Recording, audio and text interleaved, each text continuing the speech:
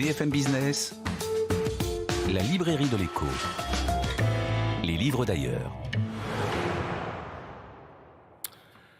Cher Frédéric, bonjour. Bonjour Emmanuel. Bon, j'irai pas par quatre chemins, Frédéric. Quand vous nous avez parlé de ce livre, vous nous avez dit c'est un des livres les plus incroyables qu'on a jamais écrit sur la Silicon Valley. Exactement, oui, c'est tout à fait ça. Alors, ça s'appelle Whole Earth, donc toute la Terre, si je traduis littéralement. Ouais. The Many Lives of Stewart Brand, donc toutes les vies de Stewart Brand. Et c'est John Markoff qui a écrit tout ça. Alors c'est aux éditions Penguin Press. Et franchement, alors là il est en anglais, mais vivement qu'il soit en français pour que ça puisse profiter à un maximum de monde, parce que c'est quand même assez sensationnel. Donc Alors, l'auteur John Markoff, c'est qui? Oui, c'est un rédacteur sur la tech, sur l'informatique du New York Times, voilà, donc il connaît bien tous ces sujets. Et là, il se concentre sur toute cette contre-culture des années de la fin des années 60, le début de la Silicon Valley, et il s'intéresse particulièrement à un personnage qui s'appelle Stewart Brand. Ouais. Alors Stewart Brand, ceux qui suivent un peu l'histoire de la Silicon Valley ont plus ou moins entendu parler de lui. C'est lui qui a inventé le terme personnel computer. C'est lui qui a influencé Steve Jobs sur beaucoup de choses. On pense que c'est lui qui l'a initié au LSD, parce que vous allez voir la suite. Et puis c'est lui qui l'a inspiré, vous savez, le célèbre discours de Steve Jobs à Stanford, soyez insatiables, soyez fous. Ben, ça, c'était une des phrases célèbres de Stewart Brand. Alors, c'est une quarantaine d'entretiens avec Stewart Brand, qui se définit lui-même comme un troubadour intellectuel chimérique, un provocateur, un écolo pragmatiste. Alors, en 66, il est un impresario de la contre-culture dans la baie. Il organise un festival, musique psychédélique, les Grateful Dead, du LSD à tous les étages. Il apparaît torse nu avec un haut de forme, il a un pendentif indien, il a des plumes sur la tête, voilà, on voit. D'ailleurs, c'est un contraste avec le début des années 2000 où il apparaît, c'est le consultant en technologie. Il est pour les. Alors, faut bien que jeunesse se passe, mon cher. Il est pour l'énergie nucléaire. Il dit que c'est ça qui va nous sauver.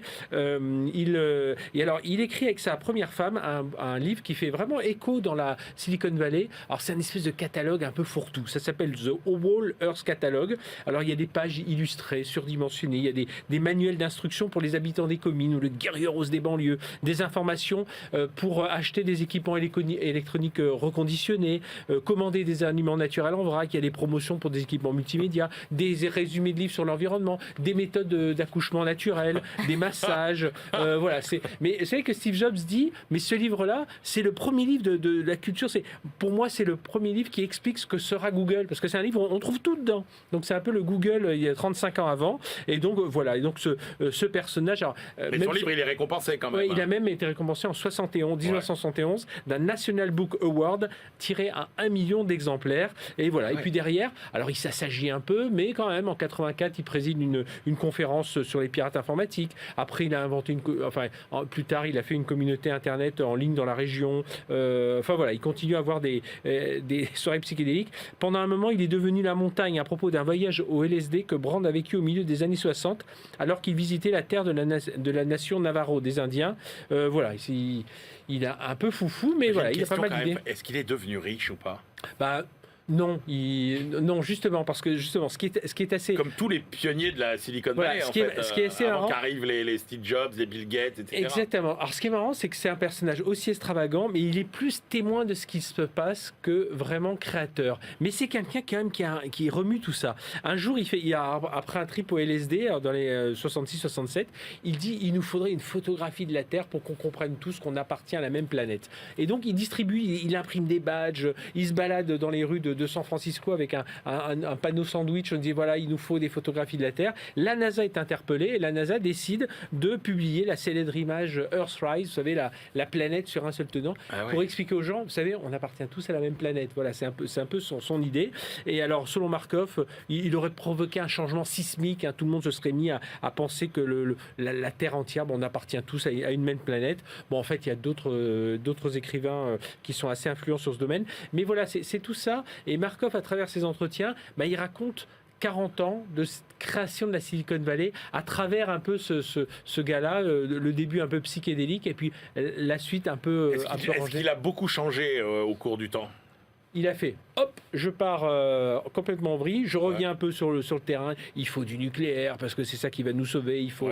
et puis finalement... Et aujourd'hui alors Et aujourd'hui, non, aujourd'hui il est revenu un peu, il s'est contré lui-même, hein, il pense que la techno et la science, est-ce que ça doit vraiment participer à la croissance économique? Il craint l'énergie nucléaire, bon, l'impact sur les déchets nucléaires, il pense qu'il a échoué sur plein de sujets, la drogue, la pratique spirituelle, la politique de la nouvelle gauche, les chauffe-eau, le sexe gratuit, sexe donc, libre. Il écrit l'anti-bouquin quasiment de ce qu'il a écrit voilà, c'est ça, 40 ans plus tôt. Voilà, c'est pensé en complètement... Voilà. Mais il continue à intervenir. Il est intervenu il y a 2-3 ans dans une conférence sur les NFT, sur les cryptoactifs à Prague. Donc c'est quand même quelqu'un d'assez original. Voilà. Mais c'est surtout... là, il travaille sur un projet avec Jeff Bezos pour faire une immense horloge qui doit garder l'heure pendant 10 000 ans. Elle va être installée dans une montagne qui appartient à Jeff Bezos. Et donc, pour rappeler à tout le monde, on vit le même temps, on vit la même époque, on est sur la même planète. Le même temps, sur la même planète. Voilà. En tout cas... Et il prend toujours du LSD je pense qu'il en prend un petit peu moins, parce qu'il vieillit, il a quand même 84 ans aujourd'hui. Ah oui. Mais voilà, c'est vraiment...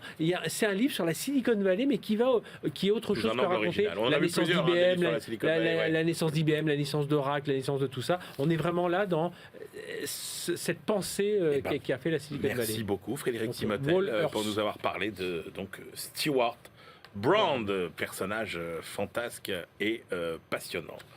Eh bien, c'est l'heure de nos ultimes choix.